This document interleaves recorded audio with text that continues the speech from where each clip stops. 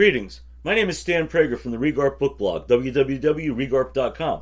Today's podcast features my review of The Battle of Negro Fort, The Rise and Fall of a Fugitive Slave Community by Matthew J. Clavin. In yet another fortuitous connection to my attendance at the Civil War Institute 2023 Summer Conference at Gettysburg College, I sat in on an enlightening presentation by the historian David Silkenet on the environmental history of slavery in the American South that turned to a discussion of the frequently overlooked phenomenon of communities in secluded geographies that were populated by runaways who fled enslavement. These so-called maroon communities appeared mostly on the margins of settled areas across the upper and lower South, sometimes in tandem with the indigenous, with inhabitants eking out a living by hunting and gathering as well as small-scale farming, supplemented by limited and surreptitious trading with the outside world.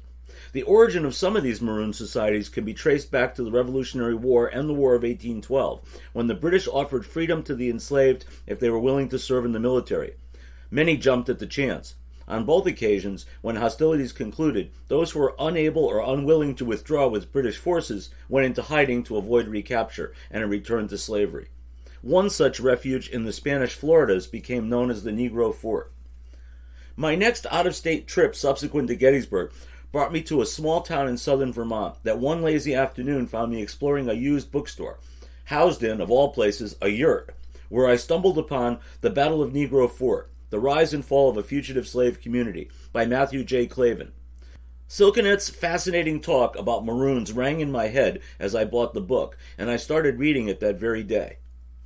Southern planters often held competing, contradictory notions in their heads simultaneously, while sidestepping the cognitive dissonance that practice should have provoked. On the one hand, they deluded themselves that their enslaved property were content in their condition of servitude. At the same time, they held them inferior in every sense and thought them nearly helpless, unable to successfully function independently. Slave owners also dismissed the idea that African Americans could possibly make good soldiers, even though they did manage to fight on both sides during the Revolution. On the other hand, whites nursed a deep, visceral fear of slave uprising by armed blacks, whom, despite their apparent contentment and incompetence, might somehow team up and murder them in their sleep. This heavy load of contradictions got hoisted menacingly above them to cast an ever-lengthening shadow when numbers of escaped slaves recruited into service by the British in what was then the Spanish colony of East Florida during the War of 1812 opted to remain behind after the Treaty of Ghent in a military fortification on Prospect Bluff, overlooking the Apalachicola River, heavily stocked with cannon and munitions and bolstered with support from allied Native Americans.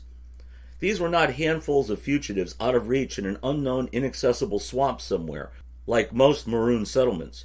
This was a prominent, fully equipped, self-sustaining armed camp, which even had the temerity to continue to fly the Union Jack, the so-called Negro Fort.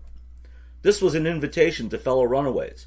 This was not only a challenge to the white man's peculiar institution. This was a thumbing of the nose to the entire planter mentality. This was an unacceptable threat. They could not bear it. They would not bear it. In The Battle of Negro Fort, Clavin, professor of history at University of Houston, deftly explores not only the origin of this community and its eventual annihilation through the machinations of then-General Andrew Jackson, quietly countenanced by the federal government, but places the fort and its destruction in its appropriate context by opening a wider lens upon the entire era.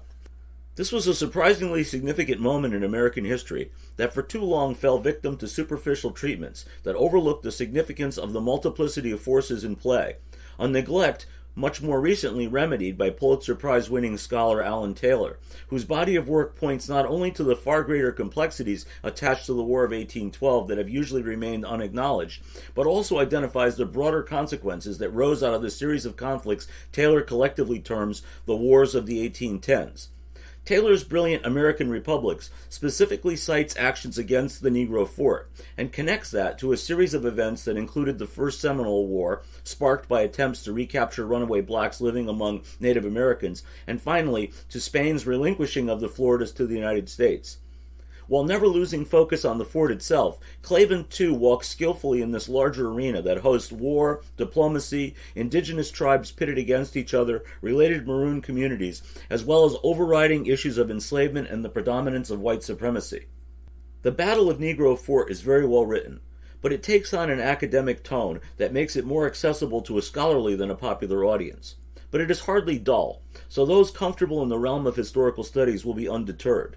And it is, after all, a stirring tale that leads to a dramatic and tragic end.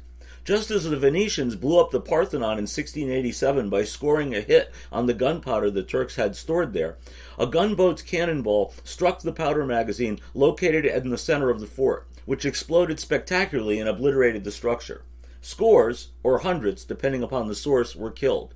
The leaders who survived executed, and those who failed to make their escape returned to slavery. The author's thesis underscores that the chief motive for the assault on the Negro fort by Jackson's agents in 1816 was to advance white supremacy rather than as part of a greater strategy to dominate the Floridas, which strikes as perhaps somewhat overstated. Still, Clavin cites later antebellum abolitionists who referenced the Negro fort with specificity in this regard, so he may very well have a point. In any case, this contribution to the historiography proves a worthy addition to the literature, and an understanding of this less well-known period of early American history will be significantly enhanced by adding it to your reading list. Thank you for joining me for today's podcast. I encourage you to share it in your network. Many more reviews on an eclectic array of fiction and nonfiction books are available at Regarp.com and RegarpBookBlogPod.com. Have a great day.